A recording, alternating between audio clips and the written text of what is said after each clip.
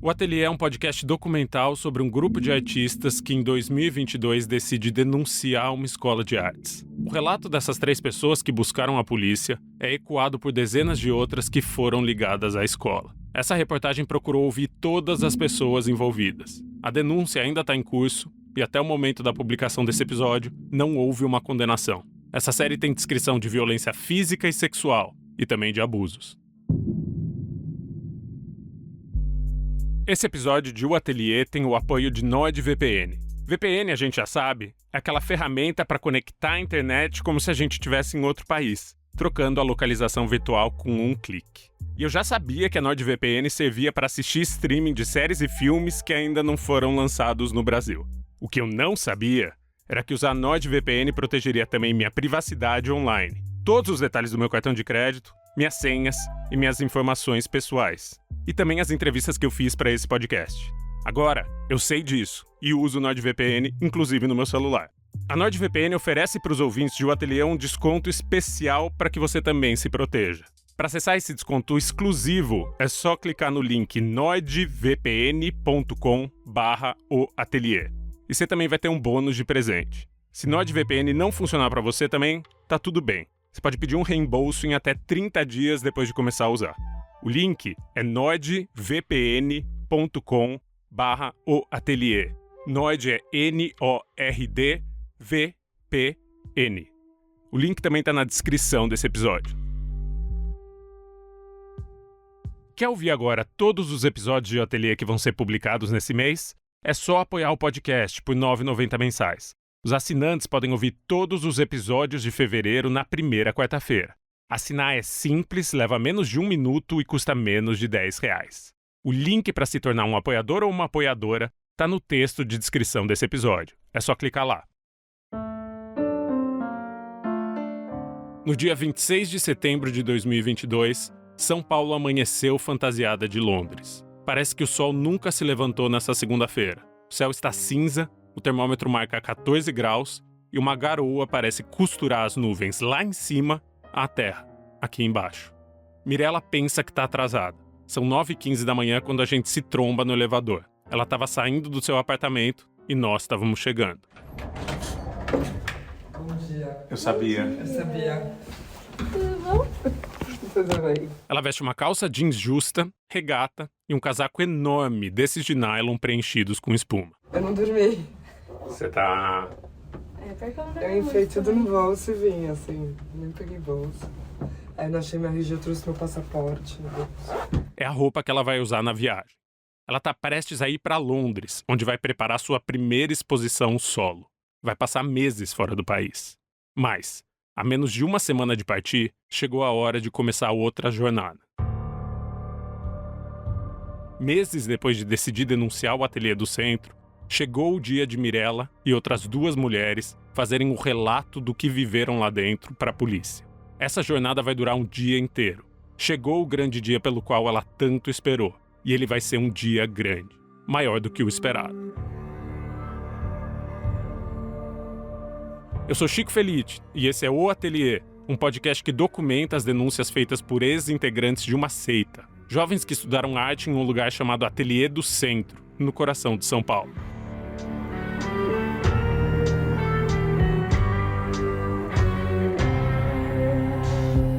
Mas esses ex-alunos afirmam que o Ateliê não é uma escola.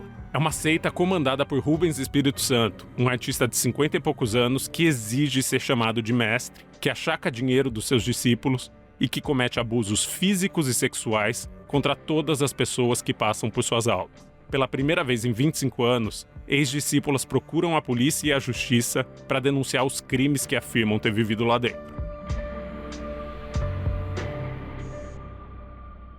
Episódio 7. Um dia grande.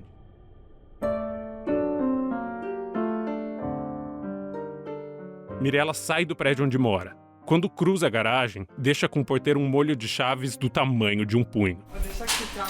Pode deixar. Obrigada. Nossa, que chaveiro. Quantas casas você tem? Uma pessoa de muitas propriedades. Posses, né? É piada. O chaveiro, na verdade, é de uma amiga de Mirella que viajou e pediu para lagoar as plantas. O que ela acabou não conseguindo fazer no redemoinho que foram os últimos dias. A denúncia chega uma semana antes dela partir para Londres, onde vai conceber e organizar sua primeira exposição solo fora do Brasil. Viaja domingo? Uhum. Tá ansiosa? Eu tô querendo ir logo. Mas a gente tava conversando ontem que tá sendo bom estar em cima da hora, tudo assim, que eu só vazo. Sim. O dia fora da garagem tá cinza, coberto por uma muralha de neblina. Mirella olha pro céu, olha pra mim e faz uma piada. Nada como um bom cenário pro podcast, não é mesmo, Chico Felipe? O dia parece mesmo escrito pela ficção. Um clima pesado pra um dia pesado.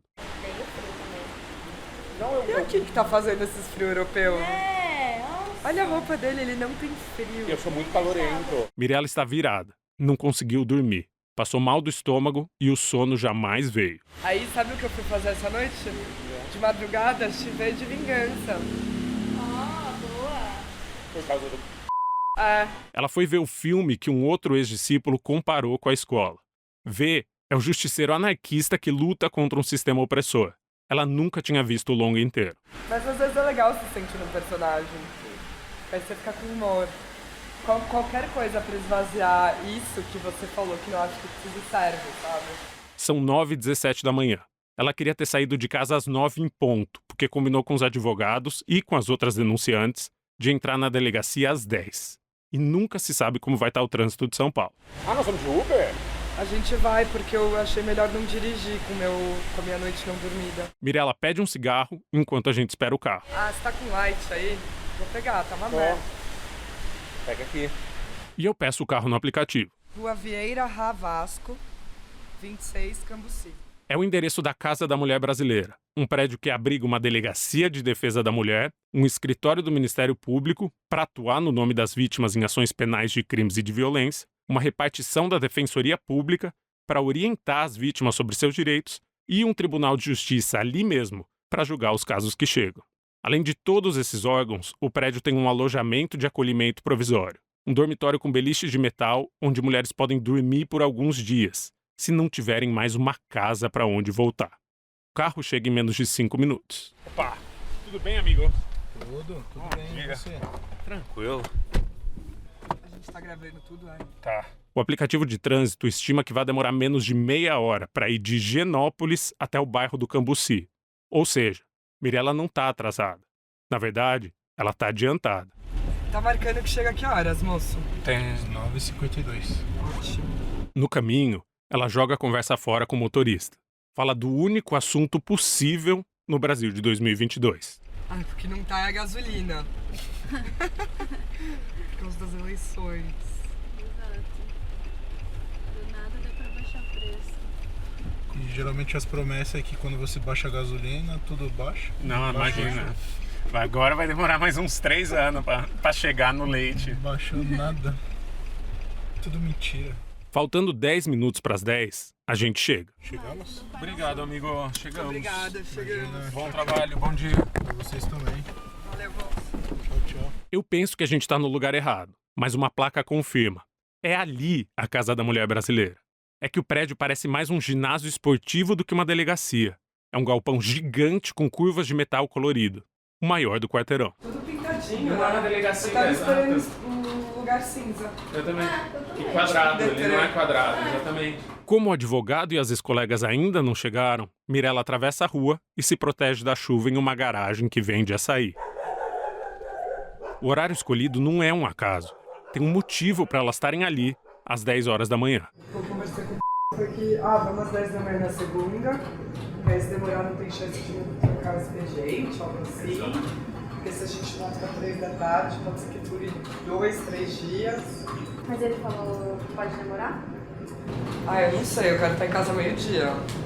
Acho que você tá sendo um pouco otimista, já atrasou. Uma outra denunciante chega. E minutos depois, a terceira ex-discípula do ateliê desce do seu carro e vai ao nosso encontro. Elas são 2 das pessoas que já entrevistamos nos episódios passados, mas que preferiram permanecer anônimas. Por isso, nós não vamos revelar sua identidade, nem tampouco usar sua voz. As 3 se cumprimentam, e Mirella fala de arte enquanto as outras 2 cochicham no fundo da garagem. Você viu a Beatriz Meirelles, Milhares no New York Times? 2 páginas ontem. Ah, Naquele fim de semana, A artista Beatriz Milhazes tinha sido destaque de uma reportagem de capa do jornal The New York Times. Mirella fala de como é ver uma brasileira em posição de destaque mundial e destrói um preconceito que eu mesmo carregava. Olhando de fora, eu achava ela já meio passada. Não, ficou errado. Mirella explica por que Beatriz Milhazes é uma das maiores artistas vivas. Não só do Brasil, mas do mundo. Dá pra notar que a gente tá falando de muita coisa, mas não da denúncia em si. E é assim que ela lida com a ansiedade, enquanto tá de pé numa garagem, tomando um café que é grosso, de tanto açúcar que tem. As outras duas denunciantes falam a palavra ateliê e o nome Rubens algumas vezes por minuto. Metade do grupo só quer falar sobre as denúncias, e a outra metade só quer falar de qualquer outra coisa que não sejam as denúncias. De novo, cada pessoa reage de um jeito, inclusive a tensão. Em um momento, Mirella se vira para as outras duas ex-discípulas, que também estão prestes a denunciar, e pede desculpas. Desculpas, foi mais parecida do assunto. Não, eu entendi cada uma das desculpa que a gente tá tentando. Desculpa não participar aí. Eu tô falando de coisas pop. Porque denunciar um crime é um grande dia. Enorme, porque é cheio de expectativa e de medo. Mas, como a gente vai ver, acaba sendo um dia grande. Grande no tamanho das esperas. A partir do momento em que entrarem na delegacia, essas 3 denunciantes vão ficar lá por quase 6 horas. O tempo vai ser fatiado em nacos de espera. Cada um deles dura cerca de 1 hora, menos esse, inicial, que não dura nem 30 minutos. São 10h15 quando chegam o advogado e a advogada. Eles também preferiram não aparecer nessa série, e por isso sua voz não vai ser retratada. Chegou. O advogado pede para conversar um pouco com as 3, e eles vão para o fundo da garagem. Enquanto isso, o atendente do café começa a contar que seu carro foi roubado ali, na frente de uma delegacia, faz menos de 1 mês. A moto aí, ó, foi roubada aí, ó. Na frente da delegacia. Na frente da delegacia, eu ainda xinguei os polícia. Pô, meu irmão é chefe do carro, há 29 anos na polícia, né? Aí meu irmão veio aqui, ele ia matar esses vagabundos, olha lá. Pegaram todo o esquema do... Foi pego lá embaixo, meu filho é da polícia do exército, né? São 10h30 e o grupo tá pronto para entrar na delegacia. Tchau, valeu. Esse guarda-chuva é... Só pra não esquecer. Uma das ex-discípulas que vai fazer a denúncia decide mudar seu carro de lugar, por medo de que ele também seja roubado. O resto do grupo entra na recepção da casa da mulher brasileira. O hall é um salão de azulejos, com paredes coloridas por desenhos de mulheres e por frases, como essas. Na violência contra a mulher, a gente mete a colher. Não podemos controlar os eventos que acontecem, mas podemos decidir como eles afetarão o resto da nossa vida. Um homem não te define, sua casa não te define, sua carne não te define. Você é o seu próprio lar.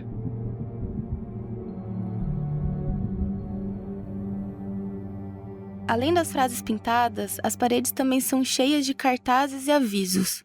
Um deles se destaca. É um termômetro de situações que vão se tornando mais graves conforme a temperatura aumenta. É um violentômetro. Por exemplo, piadas ofensivas, chantagear e culpar estão na temperatura "tome cuidado, a violência tende a aumentar". Humilhar, intimidar, controlar e machucar estão em um tom de rosa mais quente, ao lado da frase "reaja, não se destrua". Em um roxo avermelhado estão chutar, confinar, ameaçar com armas e abuso sexual, com um alerta: peça ajuda a um profissional. O último item do termômetro está em preto e em letras garrafais: matar. No meio da recepção, tem um playground, uma gangorra de plástico verde imitando um jacaré, uma mesinha com folhas de papel e giz de cera e um ônibus em miniatura. É para as crianças que vão acompanhar suas mães, suas irmãs, tias ou avós na hora em que elas precisam fazer uma denúncia. Orientadas pelos advogados, cada uma das 3 ex-discípulas se senta em um guichê. Elas ficam lado a lado. As atendentes pedem informações para abrir uma ficha antes de elas poderem seguir para a delegacia, que fica na parte de dentro do prédio. Elas respondem com o nome dos pais, CEP, CPF, RG e aí por diante. Uma das atendentes pergunta: quais são os crimes? E o advogado responde: são muitos. Enquanto elas dão entrada na burocracia que é fazer uma denúncia ao Estado, chegam 2 mulheres. Uma tá com uma mancha roxa no rosto. E as duas vêm de mãos dadas com uma criança, que logo pega os brinquedos que ficam à disposição na recepção. As funcionárias perguntam se alguma delas quer falar com uma psicóloga. Há profissionais de plantão para acolher as mulheres que chegam ali. Uma das outras ex-discípulas diz que quer e pergunta para o advogado se pode. Ele balança a cabeça que sim. Depois de preencher uma ficha, elas são liberadas para entrar. A funcionária as leva até a porta de vidro, que fica no fundo da sala, e abre. Elas estão na delegacia.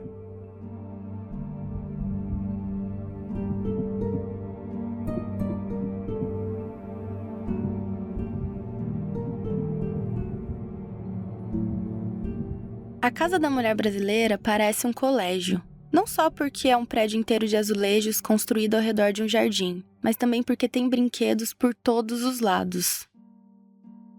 À frente da delegacia, que fica do lado esquerdo, tem 4 filas de 4 cadeiras acolchoadas. Do lado da sala de espera, há uma gangorra e mais uma mesinha para crianças desenharem. Na parede do fundo, tem cadeirinhas de plástico colorido. É como se fosse uma segunda sala de espera, só para crianças. Antes de sentar, uma das 3 mulheres que estão prestes a denunciar o ateliê para. Seus ombros sobem e descem, enquanto ela leva as mãos ao rosto. Ela tá chorando. Mirella vai até ela e as duas se abraçam, em pé, na frente da porta de vidro da delegacia. 1 minuto depois, estão todas sentadas. A mesma moça que havia chorado tira uma toalha branca enrolada de dentro da bolsa. Dentro tem uma pedra. É um amuleto, que ela segura enquanto espera seu nome ser chamado, para ela contar para a polícia o que passou dentro do ateliê do centro. O advogado fica em pé, pede que elas façam uma lista de testemunhas no celular. Ele explica que quanto mais testemunha, melhor. A testemunha é a melhor das provas, porque é um juramento. Mas, ao mesmo tempo, se elas dessem o nome de dezenas de pessoas, o processo poderia levar meses, ou até anos, para encontrar todo mundo. Embora haja casos em que a vítima não tenha nenhuma testemunha, é melhor que elas tenham pessoas que comprovem seu relato. O advogado então diz que colocou Dudu como testemunha, porque vai dar mais força para comprovar os delitos cometidos do que para contar o que ele passou dentro do ateliê. O advogado conta que já esteve na Casa da Mulher Brasileira e que conversou com uma das delegadas, que ela já está ciente do caso, o que talvez agilize o processo. Ele também queria garantir sigilo total do caso, já que vai tentar conseguir um mandado de busca e apreensão para a polícia entrar no ateliê do centro e chegar ao cérebro. O cérebro é o computador que armazena todas as fotos, vídeos e atas de aula do ateliê. Junto dele fica também uma estante com os documentos impressos. As 3 denunciantes começam a tirar dúvidas. Começa o BO, aí você falou que você tem esse plano de sexta, mas como que funciona ele receber uma intimação? O plano do advogado é que a polícia chegue durante uma sessão de sexta, o momento em que Rubens produz arte cercado por discípulos, em que aconteciam muitas das agressões que elas relatam. Uma delas pergunta se o advogado acha que isso vai dar certo. Ele responde: "Tudo que eu coordenei deu certo. A minha calma e o meu planejamento podem irritar. O meu planejamento pode irritar." Mirella admite que em alguns momentos perdeu a paciência. Ah, eu fiquei irritada, mano. Como que vai ser o BO? Calma. O advogado diz que a própria delegada usou a palavra seita para definir o ateliê quando os dois conversaram. 10 minutos depois de terem chegado à sala de espera, um agente da polícia vai até a porta da delegacia e pergunta se elas estão ali para fazer um BO.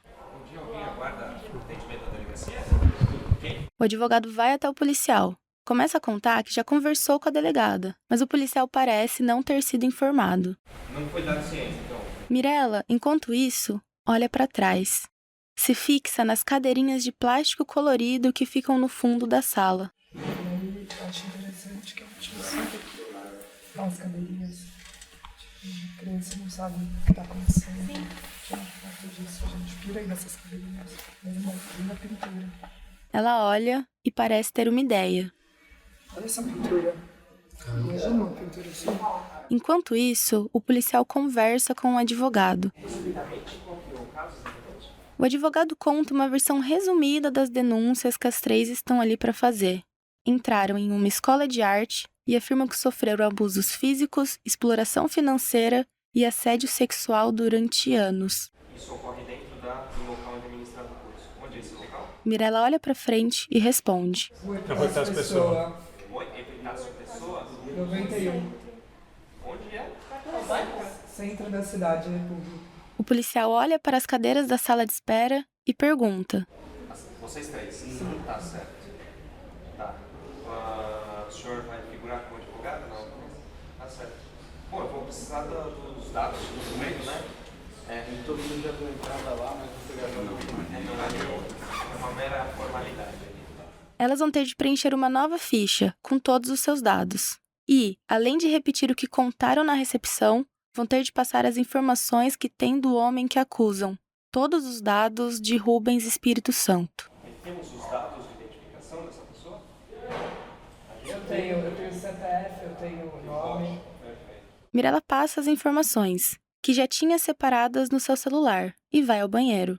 O advogado volta para a cadeira ao lado das outras duas denunciantes e pergunta se elas sabem a data exata em que entraram e em que saíram do ateliê. Uma delas sussurra. Eu não sei, caralho. Enquanto isso, chegam outras pessoas para prestar queixa na delegacia.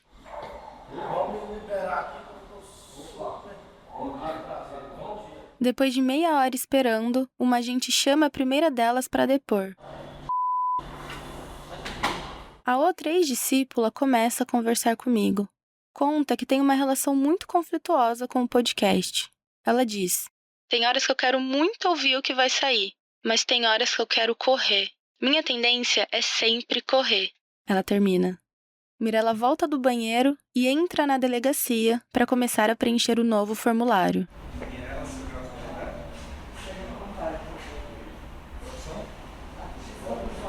Chega um casal com outro caso. Uma mulher que foi ameaçada com uma faca por um ex-companheiro. Ele invadiu sua casa e a obrigou a ligar para o namorado atual para terminar com ele enquanto mantinha uma faca no seu pescoço.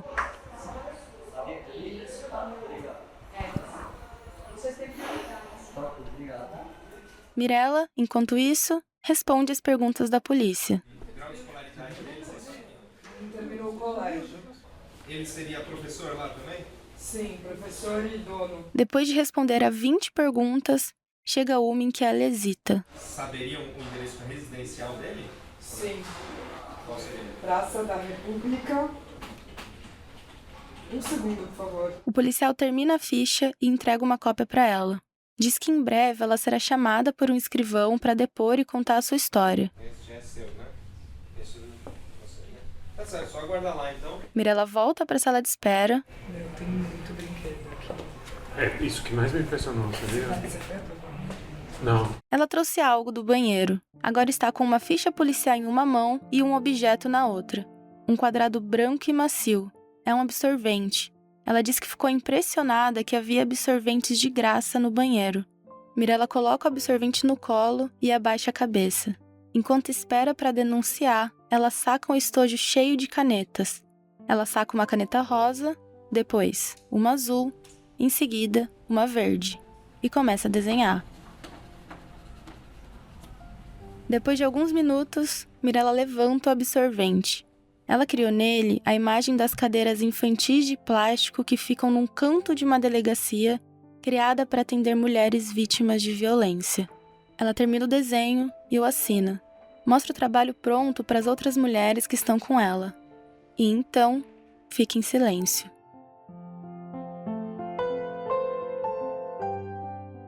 É um dia longo, fatiado em esperas de horas. Depois de esperar quase 1 hora na recepção, elas estão chegando a mais 1 hora, na frente da delegacia. Mirella conversa com uma das outras ex-discípulas. Conta uma história que aconteceu quando a outra não estava no ateliê, porque as duas não chegaram a estudar juntas. Diz que ficou trancada no apartamento de Rubens por 1 semana, sem poder sair. A outra ex-discípula responde com: calma, quê? E Mirella explica. Ela narra que teve que ficar ali dentro, trancada por 1 semana, lendo o romance O Idiota, de Dostoiévski. Eram quase 700 páginas. E ela não podia ter contato com o mundo externo enquanto não terminasse o livro. Além de ler, ela tinha de cozinhar para Rubens, que passava em casa para tomar café da manhã, almoçar e jantar.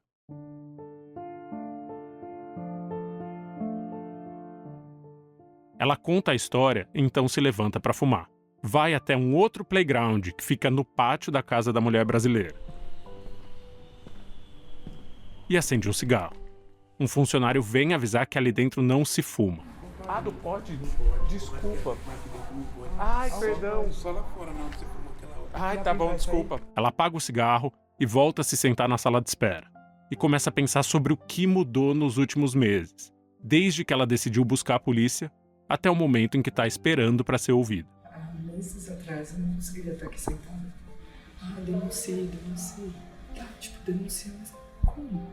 Quando completa 1 hora de sala de espera, Mirella fica sabendo que será a próxima a depor e que deve ser chamada nos próximos minutos. Desculpa, vai ser a Mirella.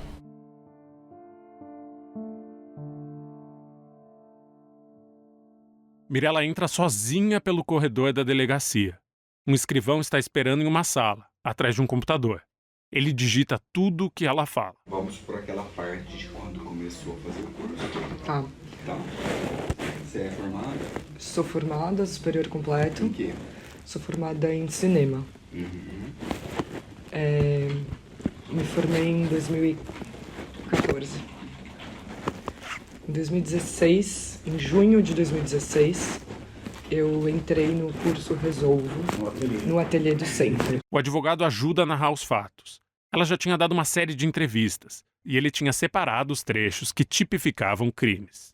Depois de 6 meses, eu entrei no ateliê mesmo todos os dias. Segunda a sexta. De segunda a sexta. É a mesma história que ela vem contando há meses, mas ela não parece cansada de repetir. A partir de outubro de 2016, aqui, ingressou com o Rubens, Segunda a sexta. de segunda a sexta, passando a pagar uma mensalidade maior. Conta que entrou pagando R$400 para frequentar o ateliê uma vez por semana e passou a pagar R$1.500 quando virou discípula e frequentava todos os dias. E que logo começaram os crimes. Em 2 semanas, eu sofri a primeira agressão. O escrivão anota enquanto o advogado diz que ela pagava para trabalhar no ateliê e também na casa de Rubens. Perfeito. Conta que Rubens criou um cronograma para ela e que se Mirella atrasasse, apanhava. Qualquer atraso eu apanhava. De qualquer coisa. Então, deixa eu só esclarecer uma coisa. Tá. Eu te agredi de que jeito? No atraso especificamente, ou me jogavam um balde d'água fria na cabeça, ou puxavam o meu cabelo. Você quer que eu vá indo devagar? Ou ele. Balde de água fria? Ela conta tudo. As agressões que já narrou nas entrevistas, já narrou para as advogadas e agora narra para a polícia. Ou, por exemplo, puxava o meu cabelo. Ou, por exemplo, puxava o meu cabelo enquanto eu tava num tanque de água fria, assim, também. Sim. Você fazia o que no tanque de água fria? Lavando o cabelo? Lavando a cabeça enquanto ele puxava o meu cabelo e ele também me dava uns tapas. Uns tapas nas costas. Por que você chegou atrasada, assim? Ela fala por quase 40 minutos. Seguimos. Afirma que era obrigada a comprar as obras de Rubens. O advogado diz, ele sentia os limites financeiros e ia até os extremos. Ela conta da dívida que contraiu lá dentro. Primeiro eu peguei uma reserva de patrimônio que eu tinha e depois comecei a me endividar. E era uma constante ameaça. Repete os xingamentos que ouviu. Vadia, putinha da Vila Madalena, patricinha, dissimulada, cínica, suja. E então, passa para as agressões físicas, inclusive algumas que não havia contado para mim. E quando cuspiu na minha boca, tanto para falar o quanto eu tentava resistir, mas não dava, ele me enforcou um dia e me encostou na parede. Até eu abrir a boca, ele cuspe dentro e depois mandou agradecer. E gritava, não resiste. Enquanto eu falava, para, ele falava, não resiste. Aqui eu tô tentando fazer também um paralelo com o que eu já ouvi. Tá. Ele escava, ele apertava, esfregava a sua vagina? Sim. Sim. Nádega também? Sim. Mordeu sua nuca? Mordeu forte. Bochecha. Ela narra também a exploração financeira. como passou a gastar todo o dinheiro que tinha juntado por anos com o ateliê, ou com Rubens. Toda vez que eu tava sentada do lado dele, ou no carro eu dirigindo ele do lado, ele tinha a mania de fazer assim, muito forte. Aqui, apertava muito forte até eu começar a gritar, e aí vinha pra vagina e apertava muito, muito forte até eu falar, para. Ele falava, não resiste. Isso acontecia uma vez por semana. O que vocês fazem no carro? O que vocês fazem? Eu ia fazer compras pra casa dele, comprar charuto pra ele, no alfaiate, buscar a calça dele, comprar material pra escultura dele. Pagando pra isso, ele chamava isso de aula. Eu não aprendi nada ali. Toda a carreira que eu tenho hoje não tem nada a ver com esse espaço. O escrivão pergunta se há fotos ou vídeos desses momentos de assédio. Não que eu saiba. Possivelmente pode existir. O cérebro. O cérebro vira uma questão importante para a polícia, porque é raro, num crime como esse, que exista um computador onde podem estar fotos, vídeos e atas registrando o que as vítimas contam. Ela continua contando as humilhações que afirma ter sofrido, e o escrivão diz que aquela história daria um livro. Ele chegou atrás de mim e só cortou. Cortou o seu cabelo? Ah, Cadê cortou. o cabelo? Pegou o pincel. Eu não sei o que ele fez com o meu cabelo. Eu sei que ele corta o cabelo de todo mundo. É que agora cresceu, mas eu tenho foto minha de cabelo curto da época. E eu tenho foto minha de cabelo descolorido que ele me obrigou a descolorir também. Tá aqui, inclusive, se você quiser ver. Mas vocês vão fazer um livro, o limite da arte, que tem que ter um limite, né, gente? Não, se a Eu pessoa- sou artista plástica e eu tô falando disso agora. Tem que fazer um livro. O que é o limite? Mirella, nesse momento, traça um limite. Ela quer deixar bem claro que o que viveu no ateliê do centro não tem nada a ver com arte. E não é que eu tava numa escola de teatro, sei lá, que às vezes as pessoas até testam esse tipo de limite. Não. Eu sou pintora. O que pintura tem a ver com isso? E eu não sou nem artista de performance. O homem digita, digita e digita. Todos os nomes de tudo que ele citou eu tenho. Alunos fazer. Praticar atos sexuais. O documento que vai sair do computador do escrivão é um boletim de ocorrência. A narrativa oficial da polícia para os crimes que alguém denuncia. É a porta de entrada para o Estado reconhecer a possibilidade de um crime, e então poder investigá-lo e, se encontrar elementos que considere plausíveis, processar uma pessoa por eles. A denúncia começa a se transformar. Vai de conversas tidas em voz baixa na casa de ex-discípulas para um boletim de ocorrência. A gente cortou também. Eu tenho. No braço. Ele comprou um canivete e falou, faz fila. Começou a cortar um por um. E assim termina mais uma fatia do dia grande. Depois de quase 1 hora prestando depoimento, Mirella chega ao fim revelando o título que Rubens deu a si mesmo. Esse cara é feito como quem falou que é guru. Mestre. Chamam ele de mestre. Ela se levanta e sai da delegacia. Volta para a sala de espera no pátio, onde ficam as cadeirinhas coloridas de plástico.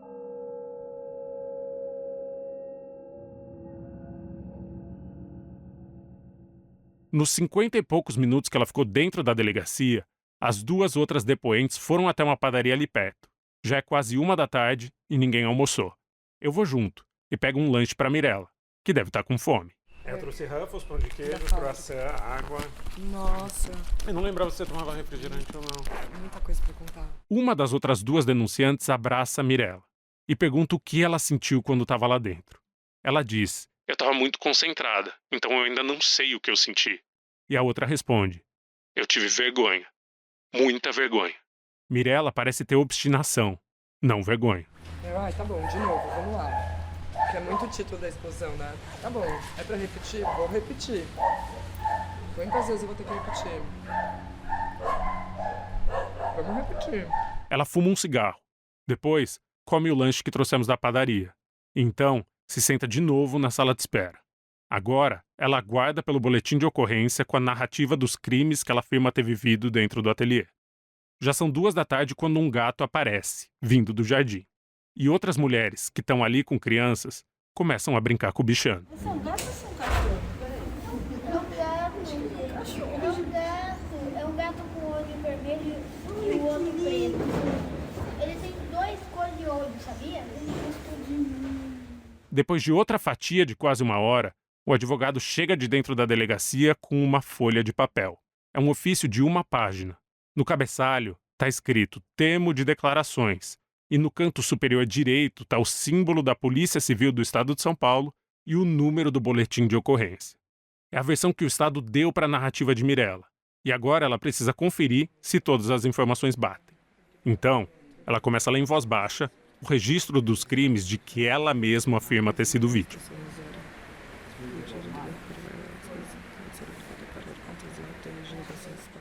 Há fatos a corrigir. 3 nomes de testemunhas estão escritos errados. O ofício afirma que Mirella tem 23 anos, sendo que ela tem 30. Os detalhes de um abuso sexual estão imprecisos.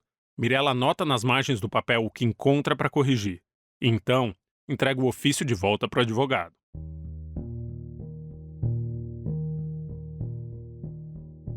Ela pensa que esse dia grande acabou, mas ainda vai ter mais uma fatia de 1 hora de espera. O advogado entra na delegacia, diz que eles vão retificar os erros e que, em breve, o BO estará pronto para Mirella e as outras 2 denunciantes assinarem. Então, o advogado começa a falar do futuro. Ele quer que a polícia entre no ateliê o quanto antes. Mirella pergunta se pode pedir uma medida protetiva enquanto a investigação acontece. Uma ordem da justiça que proíba Rubens de entrar em contato com ela. O advogado faz que não com a cabeça. Se ela não for ameaçada, é improvável que eles consigam. Mas ele também tenta tranquilizá-la. Diz que o boletim de ocorrência não tem o endereço das denunciantes.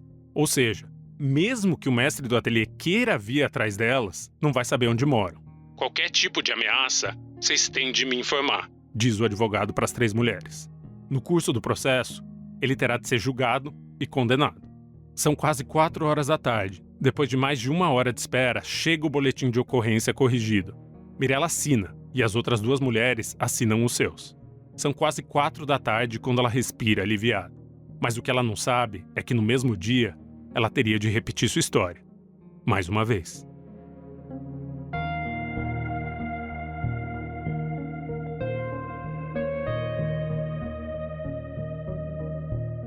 O Instituto Médico Legal de São Paulo não tem uma placa. O único jeito de descobrir o que funciona no casarão de 3 andares é parar e perguntar. O IML é um rabicho do Hospital das Clínicas, o maior da América Latina. O HC se pulveriza em vários prédios.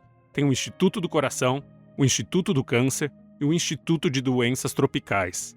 No fim da Avenida Dr. Enéas Carvalho de Aguiar, na esquina com a Rua Teodoro Sampaio, fica o IML. O único jeito de descobrir que o casarão não é um hospital é se prestar atenção nos carros parados ali na frente. É que os carros mudam de cor. As ambulâncias que levam pacientes para o Hospital das Clínicas e todos esses seus braços são brancas.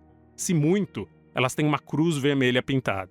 Mas, de repente, os carros da avenida ficam pretos. São caminhonetes adaptadas para o transporte de cadáveres. São rabecões. Mirella está a caminho do IML. São 8 da noite do mesmo 26 de setembro de 2022. Ela entra no carro de aplicativo em frente da sua casa. Nossa, moço, adorei a sua roupa. Porque é uma combinação legal do amarelo com a estampa da blusa. De nada. Elogia o motorista, como se não tivesse exausta. Depois de passar mais de 6 horas na delegacia, Mirella chegou em casa e tentou fazer uma sessão de psicoanálise.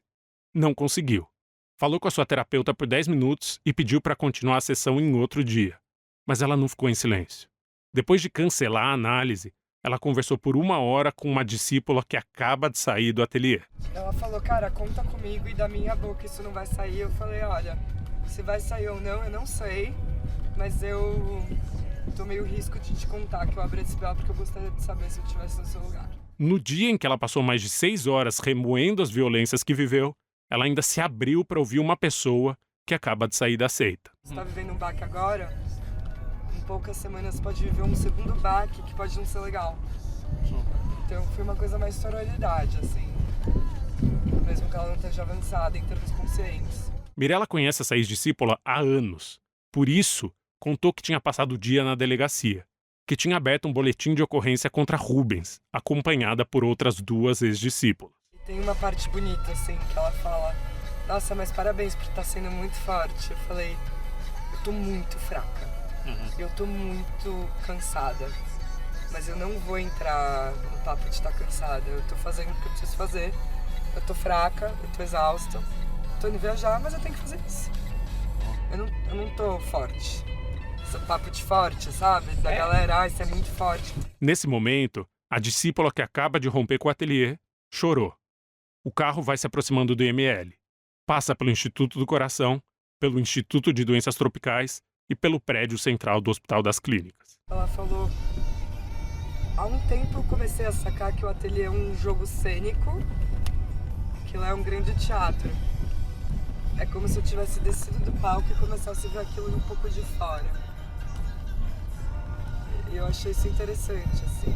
Então, o carro chega ao casarão branco de 3 andares, sem placa, que fica na esquina, depois de passar por todos os hospitais.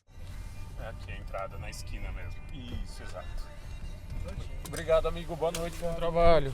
Tchau, obrigada. Valeu. Tchau, tchau.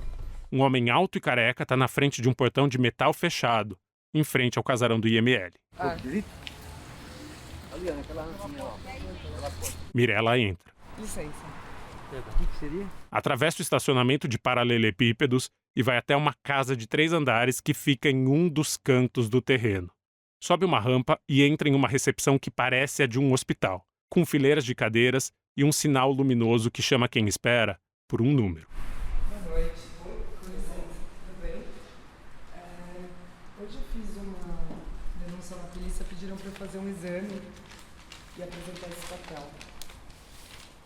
Só aguardar, tá bom? Tá bom. Obrigada. Ela mal se senta. Levou um livro digital, mas não tem tempo nem de ligar. Em menos de 2 minutos, seu nome é chamado. Tá bom, obrigada.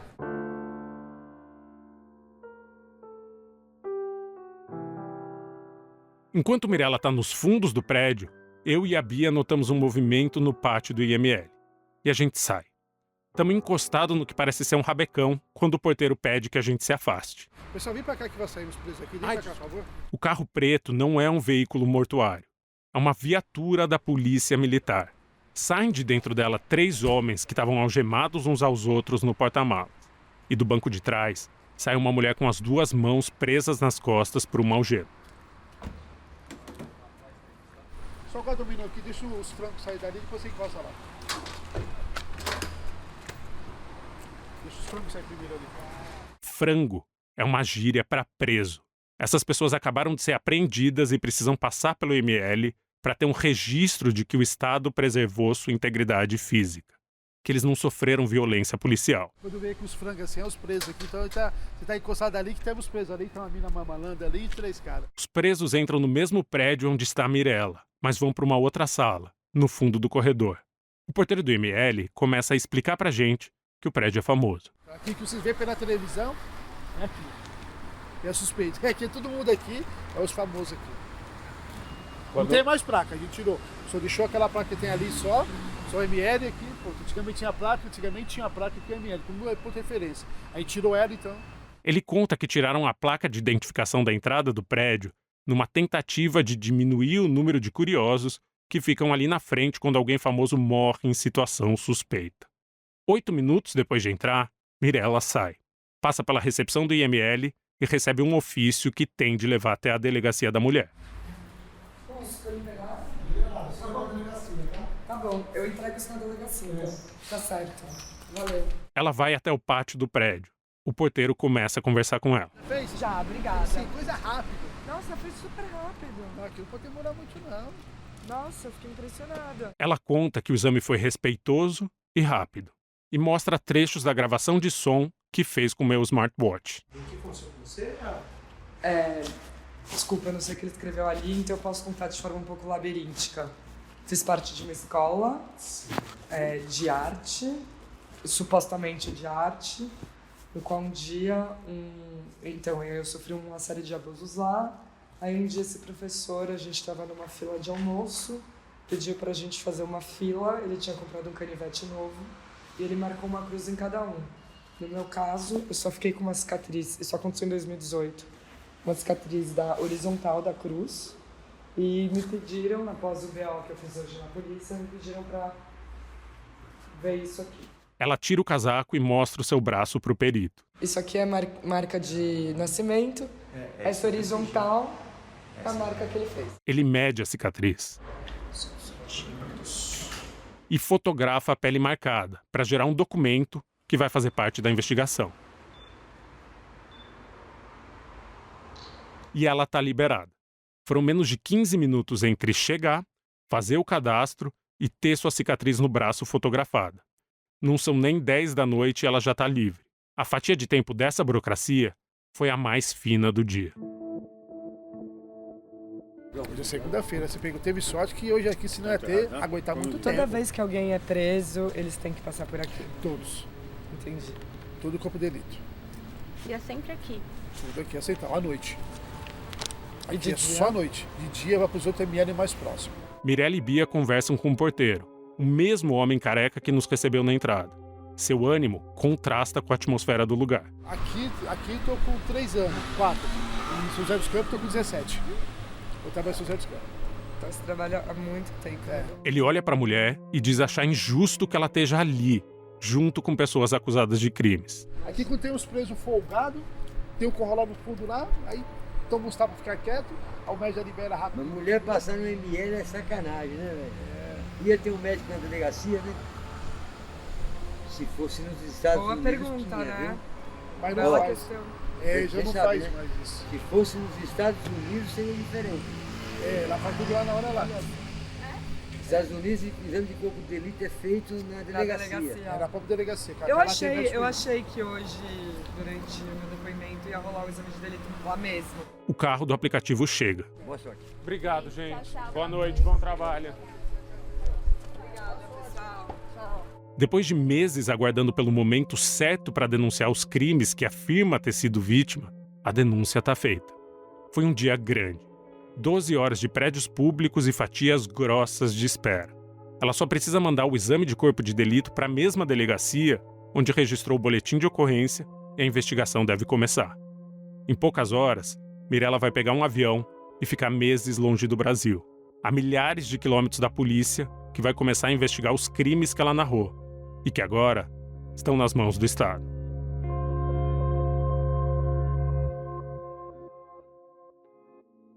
Rubens Espírito Santo nega que qualquer crime tenha ocorrido dentro do ateliê do centro. Eu não fiz nada que alguém maior de 20 anos esteja completamente condizente. Cara, vamos supor que você queira que eu faça...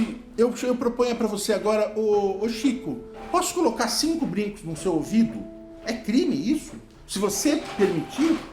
Se você falar que pode? É importante frisar desde o começo que ele nega ter cometido qualquer crime. Quando ouve as descrições das cenas de violência e de abuso que mais de 20 pessoas nos narraram, ele responde: Eu só confirmaria com você se a pessoa viesse aqui falar isso pessoalmente, né? Do mesmo jeito que ela não quer que eu saiba o nome dela, ela teria que vir aqui e falar isso na frente de mais 15 pessoas. Concorda? Rubens Espírito Santo não nega que as violências tenham ocorrido, mas afirma que elas não constituem crime. Você puxa o cabelo de discípulos? Eu só vou afirmar isso se a pessoa que está falando estiver aqui. Você acha que eu sou idiota, meu? De me auto-incriminar? Até o fim dessa série, nós vamos ouvir uma entrevista com ele que em mais de 1 hora reage às acusações feitas por ex-fiéis, ex-amigos e ex-funcionários. Mas esse é um resumo da sua versão. Se você está numa relação abusiva, procure ajuda. A Central de Atendimento à Mulher ouve e acolhe mulheres em situação de violência. É só ligar para o número 180. Em caso de emergência, uma mulher ou alguém que esteja presenciando uma situação de violência pode pedir ajuda pelo telefone 190. Uma viatura da Polícia Militar é enviada imediatamente até o local. Você também pode encontrar auxílio psicológico e jurídico de graça no site Mapa do Acolhimento. O endereço do site é mapadoacolhimento.org. Eu vou repetir, mapadoacolhimento.org. E, se você é psicóloga ou advogada e quer ser voluntária no Mapa do Acolhimento, elas têm recebido tantos contatos que estão precisando de uma mão. Não importa onde você more, é só ter um registro ativo do Conselho de Psicologia ou da Ordem dos Advogados do Brasil. Para se cadastrar lá como voluntária, o site é queroacolher.mapadoacolhimento.org. Eu vou repetir, o site é queroacolher.mapadoacolhimento.org. No próximo episódio de O Ateliê... Mirella escreveu essa carta para o seu pai quando decidiu procurar justiça pelos crimes que narra ter vivido dentro do ateliê do centro. Assim como a maioria dos mais de 20 fiéis com quem eu conversei, ela não contava para os seus pais o que acontecia quando era discípula de Rubens Espírito Santo. A carta foi um jeito dela jorrar, conta tudo o que havia acontecido e como esses fatos ecoavam em quem ela era. Já fazia mais de 2 anos que Mirella tinha saído do ateliê quando ela escreveu para o seu pai. Nós vamos ouvir relatos dessa carta ao longo do episódio e também vamos conversar com parentes de ex-discípulos para entender o que faz uma família de um jovem que entra em uma seita. Hoje eu fui fazer uma consulta com meu médico que cuidou do meu coração quando eu tive pericardite. Contei brevemente a ele o que eu vou contar agora para você, pai. E ele me disse, abre aspas, o seu coração já decidiu, fecha aspas. E aí o meu médico me encorajou a te escrever. Pai, eu vou expor questões desde 2018, mas que têm se tornado cada vez mais fortes, quase incontroláveis, à medida que vou me aproximando de quem eu sou, do que eu acredito, do que eu me informo e do que eu leio. A minha maior angústia hoje é que eu ouço do mundo que eu sou corajosa, mas no fundo eu me sinto uma covarde. E aqui eu vou falar para você sobre isso.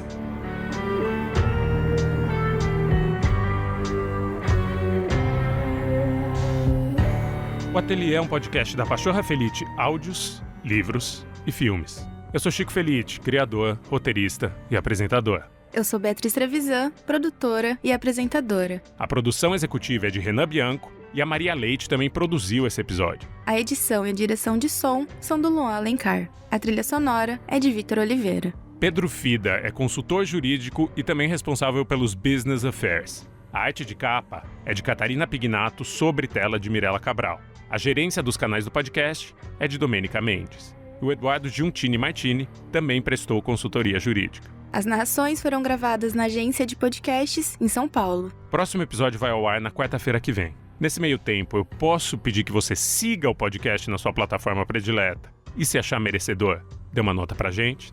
E, se você quiser ouvir agora os 4 episódios que vão ser publicados no mês de fevereiro, você pode. Agora. Já. É só virar um apoiador de O Ateliê por R$ 9,90 mensais. Os assinantes podem ouvir todos os episódios do mês na primeira quarta-feira. São 4 episódios.